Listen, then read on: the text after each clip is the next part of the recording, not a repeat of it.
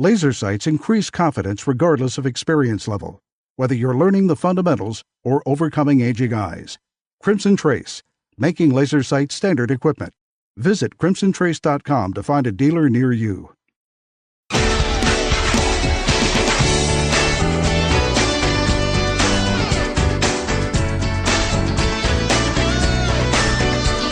It's the NRA's 2016 annual meetings and exhibits in Louisville, and Tom is on location at the Ruger booth on the show floor. So let's get back to Gun Talk.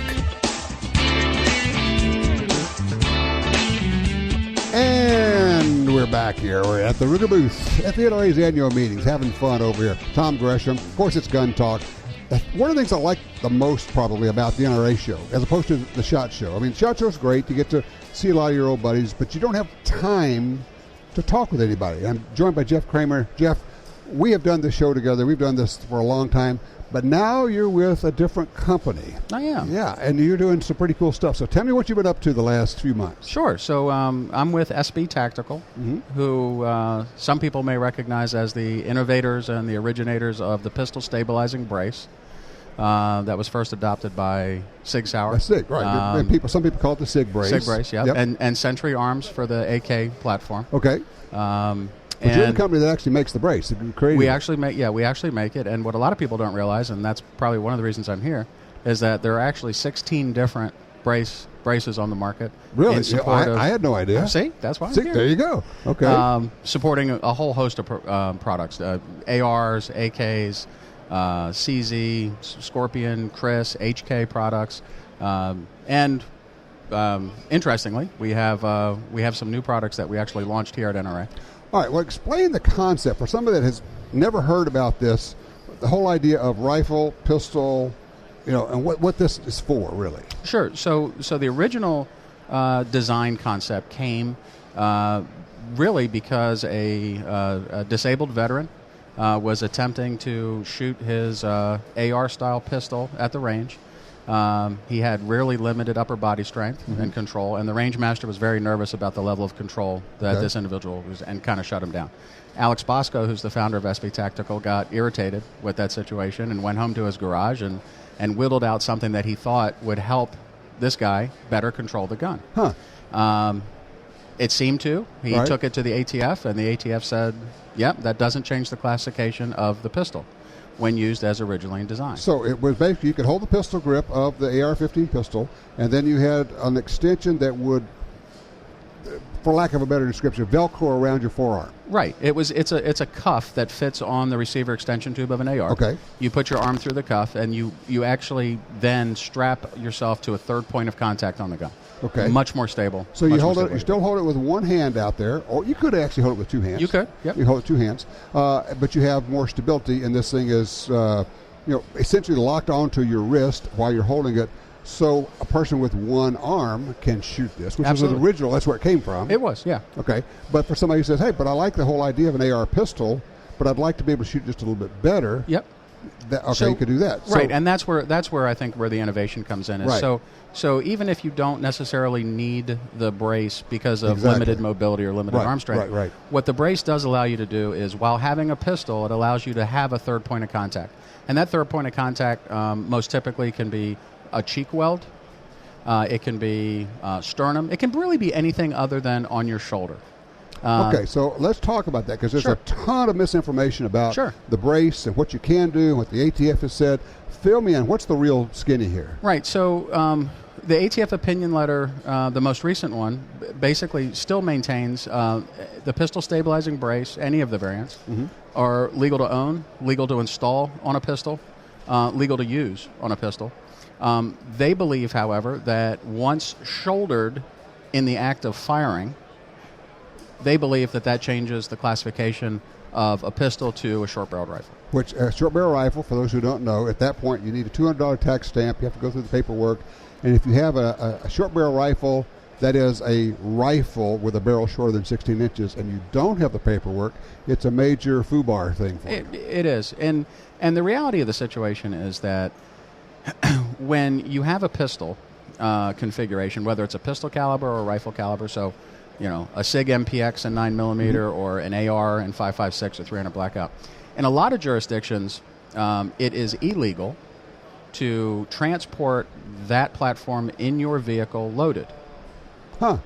But it is legal to transport a pistol in your vehicle loaded if you possess a concealed carry permit, for example. It is also not legal to transport your short-barreled rifle across state lines without notifying the ATF first. Right. But it is legal to transport your pistol across state lines. So now you have the functionality of an SBR without the headache and paperwork and restrictions that come with that. Right, and what we really tried to do was two things. First and foremost was find a way to make the pistol a more usable platform for people that needed help specifically, and our target audience specifically was veterans, but anybody that has limited... Just pull it out. Just pull, yeah. Huh. Limited upper body strength. Cool. But the second reason is... I wish they could see this right now. It's radio, but man, this is I'm just holding this thing and going, this is so cool. And the other thing is, it's so well made. Yeah. It's not flimsy, dinky, plasticky, any of that stuff. This is like real deal. Yeah. So we're really excited about it. We're really excited about the latest ruling that said it's okay to have an adjustable brace because, quite frankly, people have different size arms. You don't have one size shoe. You don't have one size belt. You have adjustable brace. And then the inevitable wisdom of the ATF: if you have this 1 inch away from your shoulder, it's legal to shoot it. But if it contacts your shoulder, then it goes into a different classification. As I always say, what you do on your own is your own business. Yeah, and I think the distinction is critical here because what in the latest letter they said, the act of firing from the shoulder. Previous interpretations have been just placing it on your shoulder. So there were a lot of dealers that got nervous that would carry these pistols. Well, they didn't even want to demo it or something. Right, have but now the up. ATF clarified that and said, no, it's so the act of firing. Shooting it. You have to be shooting it. Okay. Now, I'm also thinking, look at this and thinking, and look, people need to know, you're an uber gun guy. Yeah. I mean, you're a gun guy. I have a problem. You do. You really do. We've talked about this. Yeah. All right. But if you took this thing and put an extra sighting device on it, yep, red dot or laser, yep, what an incredible platform. Yeah. Wow. Really good for actually, and becoming quite the thing for home defense applications as well. Well, then of course, I know what you're going to do. You're going to stick a can on it, aren't you? Yeah, absolutely. Well, and I think we've had trouble. There's been in terms of talking about what category this type of gun is, and people want to say it's AR pistols, but it's not just AR pistols because there's AKs, there's HKs, there's a bunch of things that aren't ARs. Okay. But I think what really makes sense is this is the PDW pistol category. Right? Personal defense weapon. These are pistols that these are handguns, whether 5.56, 308, 7.62 by 39, 9mm. But they're much more powerful and much more capable than what we think of as traditional handguns. Yes. And a lot of fun. Well, there's that. Yeah. There's that. There's a ton of fun. They look cool. You could have it in your car when you might not be able to have a loaded rifle in your car. Based on your jurisdiction. Depends on where you are. Yep, exactly right. They hold a lot more ammo. They do. Than your handgun does. They do. I don't care what kind of handgun you have. This is. You can stick a 30-rounder, 60-rounder, 100-rounder. 100-round drum. Yeah. Sure. And you can get this. Oh, you could do this in SBR with a can, couldn't you? You could. So, and what a lot of people are doing... not SBR, I'm thinking 300 blackout. Yeah, 300 blackout with a can. Yeah, and that's what but your point about you can do it SBR, yeah. So what a lot of people are doing now is they're buying the pistols, they're putting the brace on it, they're submitting their Form 1 to SBR the gun, but in the interim, they have a usable pistol until the tax stamp comes back, then they put the stock on. Then they put a stock on. Yep. So they start with the pistol, then put in for the $200 for the SBR. Yep. They can keep shooting it until the paperwork comes in using the brace. Yep. And then restock it. Yep. Well, that's pretty slick, too. It's kind of best of both worlds, sir. Yeah, it is. So, but to your original point, 9-inch 300 blackout with a can, bedside gun. That's the way. Yeah, because I know people need to know you're kind of an SBR can 300 blackout. You like to ring all this stuff out. Yeah, that's your thing. You know. So now you have a very effective cartridge. Yeah. Lots of ammo. Not going to blow your ears off. And just terribly effective. Yeah. Yeah. And in a super fun platform, which is the other part. It's just pure fun. Yeah. And in that caliber, in supersonic, very effective for handgun hunting. Yeah. For pigs, inside the house with subsonic, you're not killing everybody. It's ears. Right. When the thing goes off, if the thing goes off. Right. Indoor ranges. You're not creating that concussive effect. So that's really right. good. So where do people find out more about it? So sb-tactical.com. Okay. All the products are up there. The adjustable braces, since we launched it today, will be up shortly. Okay. But the other 16 products are. And fans of Chris or HK or any of the other products can go out and see. I've even seen some braces on shotguns, believe it or not. But wow. sb-tactical.com. that's it. Take a look at it. Now we have the adjustable We have brace, the adjustable brace. which That's is- the big news. Yeah. That is the uber cool thing. It's I guarantee you, when you see it, you're going to want one. Simple Yeah, as that. it is. Thanks, Jeff. Thanks, Tom. Appreciate All right, it. We'll be right back. The XDM 3.8 Compact from Springfield Armory is 2 guns in 1. Use as your concealed carry gun with a compact magazine and use the extended magazine for home defense. Carry 13 rounds of 9mm in the compact magazine and a whopping 19 rounds in the extended magazine. To see the entire family of Springfield Armory XDM pistols, go to springfieldarmory.com. That's springfieldarmory.com. You like free stuff, right? You like good deals, and you want more guns, ammo, and accessories. So get all of that with the free, yes, the free smartphone app, Gun Dealio. With Gun Dealio on your phone, you'll get special offers and deals when you walk into a gun store. Plus, check it anytime for hundreds of deals and offers. Who wouldn't want that? Gun Dealio at the App Store and Google Play. GunDealio.com. The Black Hills. There's nothing like it on Earth. The kind of place where characters become legends. Wild Bill Hickok, Crazy Horse, Calamity Jane. Pick any part of the world and you'll find people go there to make it their own. But this is where people come to get made. This is the place that made the people who make the best ammo on Earth. Black Hills Ammunition. Laser sights offer an immediate advantage when visibility is poor and seconds count. Laser sights can de-escalate a deadly encounter by engaging the target with a laser, enhancing your ability to protect your family, home, and country. Call 800-442-2406 or visit crimsontrace.com for a free copy of our laser training video, The Laser's Edge, and learn why Crimson Trace is making laser sights standard equipment.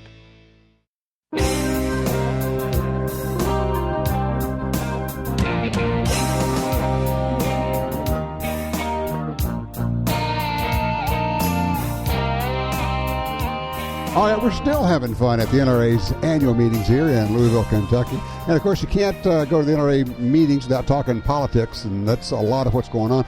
There's we got an election coming up. You may not have heard about that, but we do. I'm joined right now by Alan Gottlieb from the Second Amendment Foundation and the Citizens Committee for the Right to Keep and Bear Arms. Alan, thank you so much for coming over. I know that your booth is crazy busy, and I appreciate you taking the time. Tom, it's really great to see you in person rather than doing it on the phone, by satellite or whatever. It's true. So, all right, we've got this election coming up, and I was explaining to somebody this morning. I said, look, here's the deal. I am not an apocalyptic guy. I mean, that's not my thing. I don't, But in my view, it's just me. I'm not putting words in your mouth. This election is apocalyptic. It is all or nothing. If Hillary gets in, we get her for 8 years. That's a done deal. And she will try to and possibly succeed in getting rid of the protection of lawsuits against gun makers and gun sellers. And if she does that, they go away. She wants to undo Heller completely. And she said she wants to spend every minute of her presidency changing the gun culture in America. To me, that is not just a 4 or 8 year deal. That's a 30-year impact with the Supreme Court, because to me it's all about the Supreme Court. What do you think? Yeah, it is apocalyptic. And luckily for us, the good news is gun owners know that. Gun owners are going to turn out in record numbers. That's what I wanted to ask you about. Do people get this? Well, gun owners get it. Okay. There's no doubt about it. And I see it every place I go all across the country. Our people understand what's at risk, and all our rights are at risk. Everything you said is totally true. And this election is key and important. And what some people don't realize is, everybody's focused on the Supreme Court, just a change of one judge. Right. And, Heller's gone. What are we talking McDonald's about? 3, gone. 4? I don't know. But that's not even the real problem. The real problem are the lower courts. very few cases get to the U.S. Supreme Court. I mean, if you lose at the appeals court level, the odds of getting a case to the Supreme Court are slim to nil. Yeah, well, it's like 3% of the cases that are that's about appealed right. get in to the Supreme Court. Okay. So that means you have a 97% chance of being dead at the appeals court level. Of a lower court actually making the final decision is what you're saying. Correct. So our problem is if Hillary Clinton stacks the appeals courts, we're in big trouble. Sure. And right now, the majority of the circuits are already in control of gun prohibitionists, thanks to Barack Obama. Sure. I mean, it isn't going to take Hillary 8 years. It's going to take Hillary about 1 year. And we have a big problem. Wow. And the thing is, something's changed. Her advisors have said it's okay to come out of the closet and admit that you're a gun banner. Whereas in the past, the Democrats kind of hid behind it. Oh, I support the Second Amendment. Oh, we're not going to take hunters' guns away, blah, blah, blah. She's just out there. She said, look, we're going to do away with Hillary. We're going to reinstate our gun ban, the Clinton gun ban. And she's got like a whole list of what happened that her advisors have said, now it's safe for you to do this. Well, first of all, that's what she's saying is true. That's what she wants to do. Oh, yeah. That's what she's always wanted to do. Sure, I know. But why she's out of the closet, so to speak, with this is because Bernie Sanders is running to the left of Hillary Clinton. Bernie Sanders, while he's not exactly a friend of gun owners, is surely not the kind of enemy that Hillary Clinton is. So she had to get further to the left. To the anti-gun side than even Bernie. Right. Because obviously he's further to the left in other areas, and he's getting that base of the Democratic, the socialist support. And so that's why she's emphasizing it right now. Now, after the primaries, she may not emphasize it so much. But let's be honest, the cat's out of the bag. Yeah. We know what she wants to do. Yeah, exactly. We're not going to let that one sit there. We're not talking about it. Now, while all of that is true, and we have to get everybody registered to vote, we have to get everybody to vote, and look, people say, well, I'm just not crazy about Trump. I don't care. Me either. Truth of it is, 3 words, I don't care. Because there are only 2 choices. It's him or her. So we're going with ABC, anybody but Clinton, and then it happens to be Trump. So you have to do this. You just have to do it. Any other vote is throwing your vote away, or it's a vote for Hillary. All right, I got to ask you, we've had, in the midst of all of this, we've actually had, in the last week or so, we've had some pretty good decisions coming out of some courts, haven't we? Yeah, it's been a great week for gun rights in the courts, and that's why all the more we have to make sure Hillary doesn't get on into the White House. Right. Because if that courthouse door gets slammed in our face, we're in big trouble. And we just had 2 humongous victories. I mean, bigger than a lot of people understood. The decision in the Ninth Circuit, now, true, it was a 3-judge panel, but it was still huge because they basically said that the right, that selling a gun is part of the Second Amendment. You can't ban gun sales, which is what this zoning thing basically did. But the part I loved about it, I know there's some parts that you want to talk about, it's when in the decision it equated the Second Amendment with the First Amendment. And they said, just as you couldn't say, well, you can ban all bookstores because you can buy a book online, you can't say, well, we can ban gun stores because there are other ways to buy a gun. It was beautiful. Yeah, it was really great. I think what I liked best about it was the judge's wording that the Second Amendment is not a second-class right. There you go. I mean, that was really just perfect. And then, of course, the other really important thing is that the other side likes to argue that, the Second Amendment only protects you to have a gun in your own home. Right. Well, obviously, buying and selling guns isn't in your own home. Right. And the court's recognizing that this is, goes far beyond that, and that you need to have a heightened scrutiny level, and the Second Amendment is really a fundamental right. Right. They applied the higher scrutiny to this. I assume this will be appealed to the en banc. Well, this is a Second Amendment Foundation case that we brought. Right. And the which I didn't want to miss that point. I want people to understand that is a Second Amendment case. Correct. It's a huge deal. And the Alameda County is already talking about that. They're planning on appealing it. They've asked for an extension of time because they're so busy they can't get to it right away, and they'll probably get granted the extension of time. Part of that again is trying to run the clock out. The other side wants to make sure that see what happens with the election. Exactly. Sure. Exactly. And so that's what we're up against now is we have stalling tactics by the other side. But I feel pretty good about it, and I'm not sure in this case that they're going to be able to get an en banc panel to even hear the case. They're going to ask for it, but there's already 2 en banc panels that have heard 2 cases, right? Peruta and Richards in the Ninth Circuit, and haven't issued an opinion. And it's been a long, long time, and they're wrestling with this because they'd like to smash gun rights, but they're having a hard time doing it because they can't do it in a constitutional manner. So in other words, they just don't issue an opinion.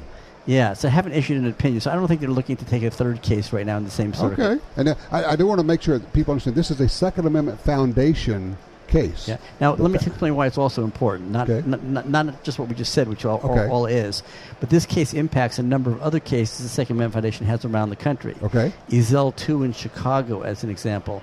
The defense distributed case, which is the so-called laser-printed, 3D guns. Right. This affects that case. There's a number of cases all across the country that this ruling directly impacts, and we've made sure that all the judges in those cases know about it. Okay, that's great. And then, of course, we had the decision in Washington, D.C., kicking out their concealed carry law because they require you to show good cause or a need to have a concealed carry permit. They said, no, you can't do that. You can't tell people you have to show me why you should have a Second Amendment right.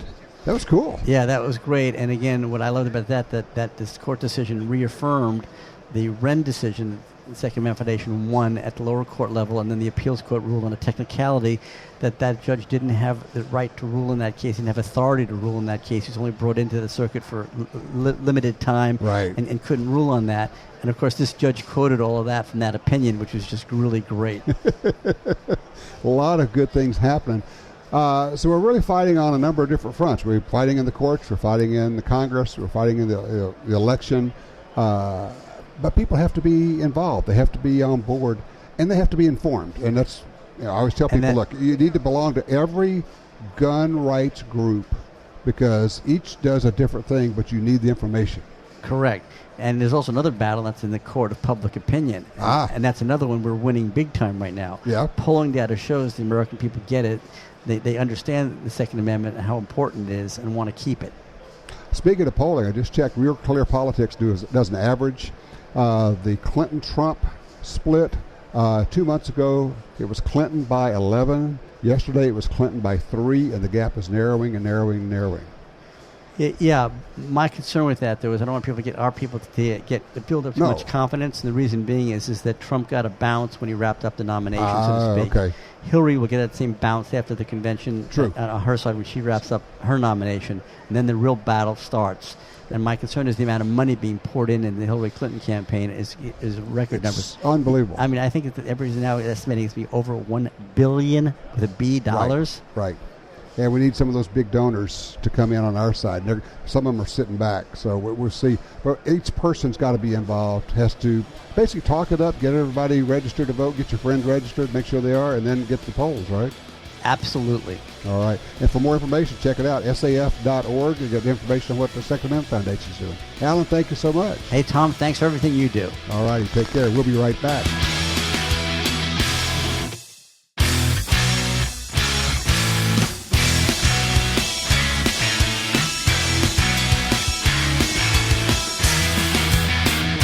Now, once again, broadcasting from the show floor at the NRA's annual 2016 meetings, Gun Talk continues.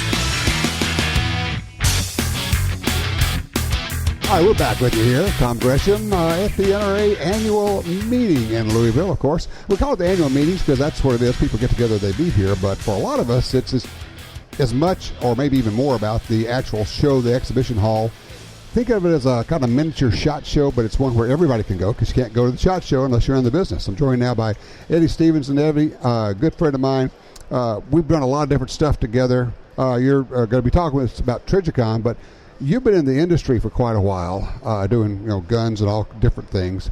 Yes, sir. Trying to explain to people that there's a little bit different feel from SHOT Show to the NRA show. The NRA is just wide open. You can just come. Oh, absolutely, and that's one of the beautiful things. We don't get a chance, as manufacturers, we don't get a chance to work with the consumer audience like we should in a venue that's this huge. Where anybody can just walk up and say, hey, absolutely, I've got a problem with your product or I love your product, or have you guys ever thought about doing this thing, right? All of the above. You see people that are absolute fans, people that have comments about something they want you to do, and everything in between. So honestly, it's refreshing, and it's a good litmus test for us to see how we're really doing out there. Sure.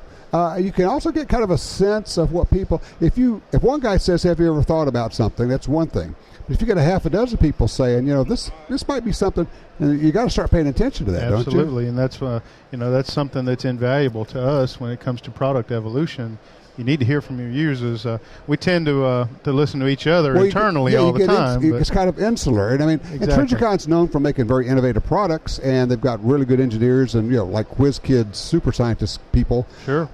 But you also have to know what people are actually doing with the product out there. And they say, I like this, but if you could just do this one little thing. Right. And sometimes it's just, that's all it is, right? Exactly that.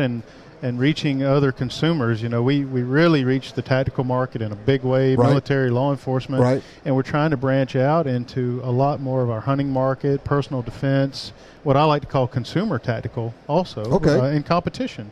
Right. And we are doing that, and this type of event really helps us talk. So what are you showing here? What's, what are people talking about? What's new? Well, I would key in on probably three items in particular. Mm-hmm. We launched the MRO back around August of last year, and that's our miniature rifle optic. Right. It was a sweet spot between the RMR, the miniature reflex, and then some of the larger reflex sights, and it has been absolutely phenomenal. Basically, it's a red dot sight for your rifle. It's a red dot sight. It's designed for rifle use. To be totally honest, that's where it was developed, intended, and now people are putting it on everything. Exactly. That's what we do, right? Absolutely. Turkey hunters, anybody. I just got through shooting 2 Rio Grande turkeys with it mounted on my shotgun. Exactly. And I've seen people that really want to put it on large frame revolvers and that sort of thing. So sure. It's really coming on. It's been a blockbuster product for us, and it's not slowing down. What makes it special? What's the cool thing about it? What's so special is its size. It's it's not an RMR. It's not a little miniature sight, but it's a good mid-size red dot sight.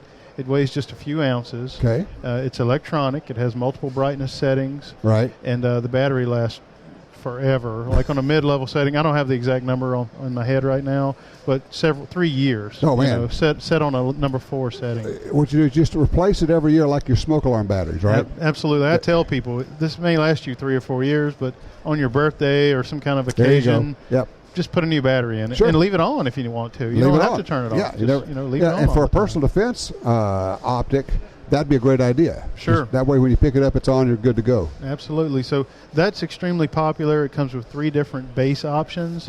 That way you can you can put it on just about any platform you want. And whether you want a 1/3 co-witness or a full co-witness on an AR or none at all, and bring it down a little bit lower on the platform. All right. What else you got showing? One thing that's also extremely popular, and this industry in general is fully supporting this, we've seen it over the past 3 years, is the use of miniature reflex optics on handguns. Sure. So the RMR, the Trijicon ruggedized miniature reflex. The ruggedized miniature reflex is designed for use with just about everything, but handguns in particular are becoming super popular. And so we have that on display in full force as well. I guess. And what's happened is a lot of guys are like me. You get to a certain age and go, man, it's just harder and harder to see those iron sights. Sure. And a red dot sight just eliminates the issue. You look at the threat, put this thing up, red dot goes on it, good to go. And they don't weigh anything. They don't add to your loadout at all. They don't weigh anything. They don't affect the cycling of the gun. Right. They're very durable. They'll stand up to thousands of rounds. You can get an adjustable version, LED. You can get a non-adjustable LED, or what Trijicon is known for, the tritium and fiber optic version, which is always on all the time. Right. You don't have to think about it. So you have all those options there. That's extremely popular, and we're seeing a dozen at least major manufacturers that are milling their slides in factory. It's a big deal now. For this, it really is. All right, what's your third thing? I think the third thing I'd like to focus on is the Trijicon AccuPower line, and this is our line of variable power optics, and it's an LED. It's not tritium and fiber optic like the AccuPoint. And one thing to keep in mind is you get all the durability, all the clarity, all the quality of the lens materials. It's a rifle scope, adjustable magnifications, illuminated, all at a price that's way more affordable than what we've been able to provide in the past. Because, I've always made really good scopes, but they've also been right at the high end, and for a lot of people, they were just a little out of reach. Slightly out of reach for a lot of the average consumer market, right? And we're trying to take care of that by the introduction of the AccuPower. I think $999 is the most expensive version that we offer. And that's MSRP? That's MSRP. So real world is going to be somewhere south of that, probably. Sure, absolutely. All right. All this is available, information's on the website? Right now, everything's good to go, available, and in stock. Trijicon.com? That's it. And it's Trijicon? Yes, sir. How'd I do? Spelling's not my big thing. You did great, and you pronounced it properly. Okay. Eddie, I sure appreciate you being here. We've just had a bunch of fun, a lot of hunts. We got to just do it again, okay? We need to do more. All right, I'm up for it. All right, we'll be right back with more Gun Talk. Accurate, powerful, consistent. At Double Tap Ammunition, we offer 364 loads in 83 calibers that give you exactly what you've been looking for. Try us out at www.doubletapammo.com and use the promo code GUNTALK for 10% off your order.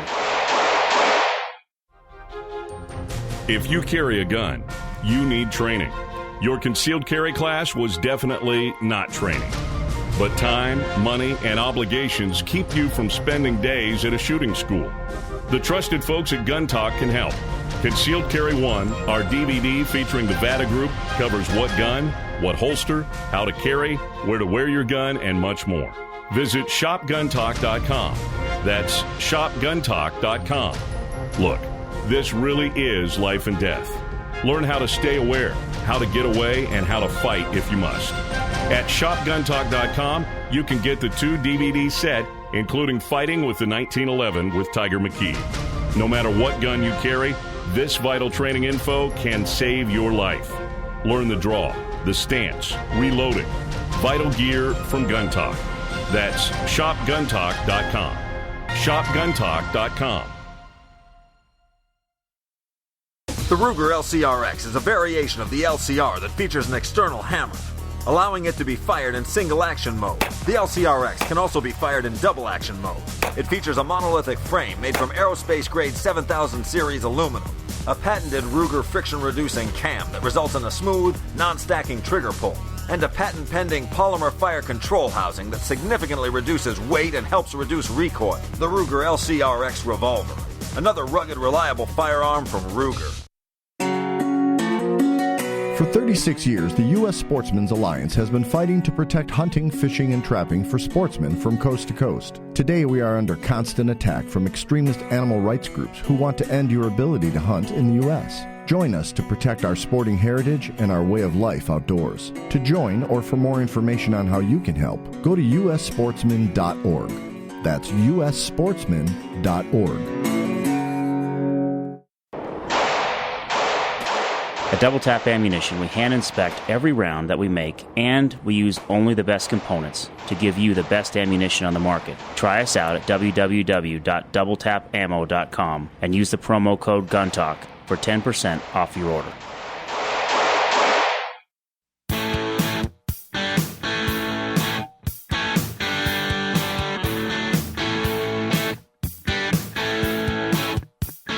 All right, here we are still at the NRA's annual meetings, having a bunch of fun, and we're basically hot seat. We got people pop in, they pop out, and we get to talk about a lot of different things. Joined by Jeff Siegel from GunBroker / Media Lodge. Everybody knows GunBroker because, of course, it's GunBroker. It's like the cloud. It's everywhere. That's right. It's huge. It's omnipresent. It's and I mean, you guys should send a thank you note to eBay every day. We do.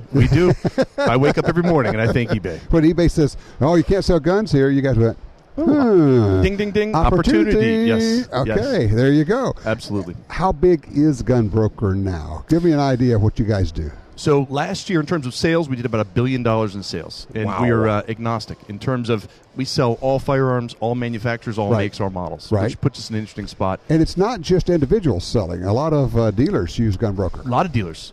And we're now about 60% new sales compared to, 4 years ago, it was almost 80% used sales.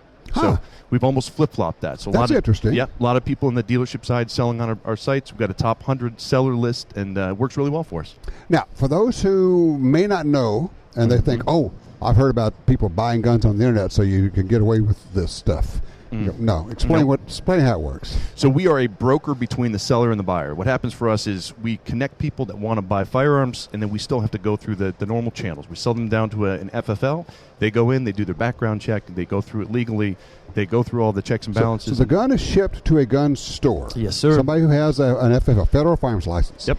And then when the individual who bought the gun through GunBroker, goes to the store, then an FBI NICS check, a background check, is done. Yep. So all the laws are complied with, and nobody's using this as a way to get around the law. That's exactly right. Okay. In fact, we work very closely with the FBI and government agencies. They work with us. They look to us. Yeah.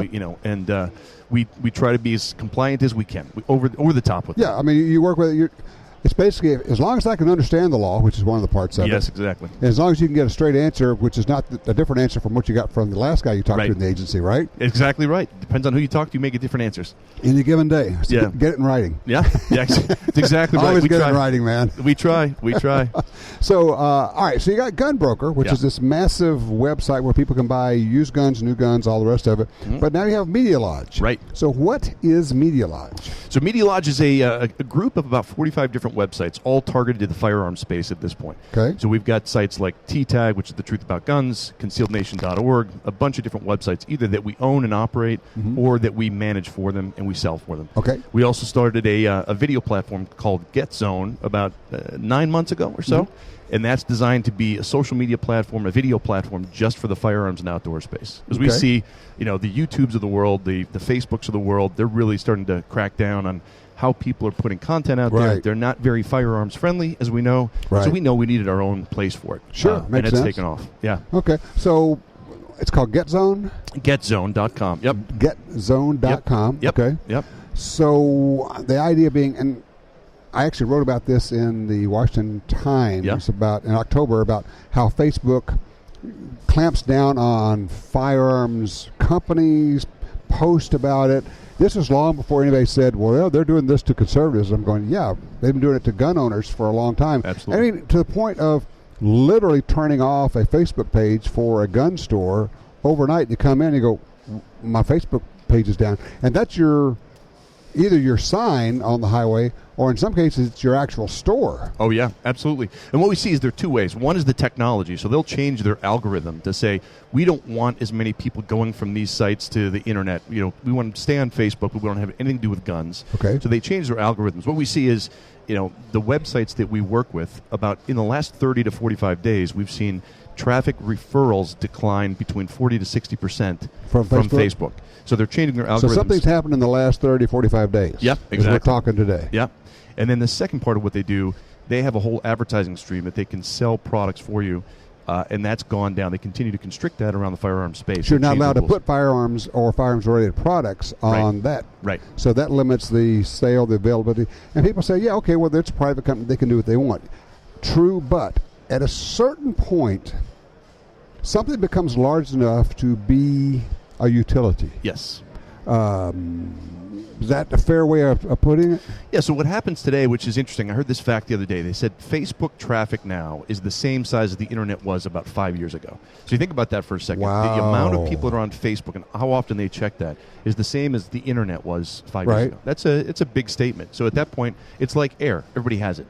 Yeah, everybody has it, and it's where you do business. Right. And if you can't do business there, you simply cannot reach your potential customers. Right. So it is a huge constriction on the business person, but also on the consumer of where do I go, how do I find it, because it just simply makes it harder to find things. Absolutely. And in that point, it's still so critical. You still have to figure out how to work within the rules so you can still drive traffic to your sites and how you can manage around that and capture the data and everything else. So, and once again, like we were talking about before, and you can't get the same answer from two different people. It's so true. True. And we've run into that. I mean, every business in the gun business I know of has run into that with Facebook. Well, they won't let you boost a post. They won't let you do this. They won't, and you're at a certain point you're going, I mean, I know people say, I just can't do Facebook anymore. But when it's 1.6 billion people, it's like saying, well, I'm just never going to advertise anywhere. Well, good luck with that. You can't do that. Yeah. Okay. You're lucky to find a live person to talk to. But well, exactly. The interesting thing about it that we've seen is that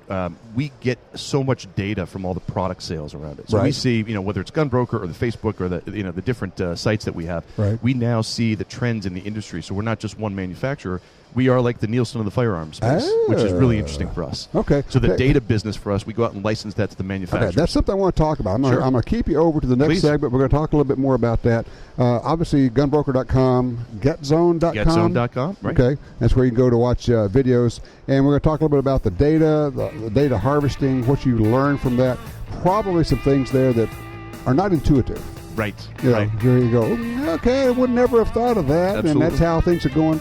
But once you know that, whether it's a company or a consumer, that's information you can use. Absolutely. All right, we'll be right back. We're at the NRA's annual meetings in Louisville, Kentucky. I'm Tom Gresham. This is Gun Talk.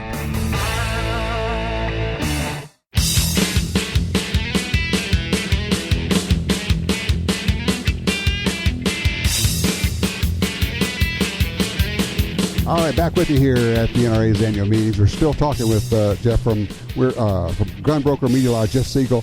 Jeff, you're talking about the data that you guys come up with because you're tracking how many sales? We do about $1 billion in sales on the GunBroker side. And we track another 17 million unique people every month throughout all of our sites. Okay, so you know what's going on out there. We hope so. All right, so what are you learning? What's information that might surprise us or might be useful? Yeah, so a few things. One is consumer data, how people are consuming media. We're seeing that traditional television, especially amongst young people, is going down. Right. We see that they watch about 10 minutes less of television per hour than they did about 5 years ago. So it's getting harder and harder to reach them. But on the firearms side, what we see is, again, since we track all manufacturers' makes, models, we see that overall gun sales are very strong, which we're happy about. Okay. We know that we're in a political season right now, so that helps with gun sales. And we can see how the cycles happen with the gun sales within a political season.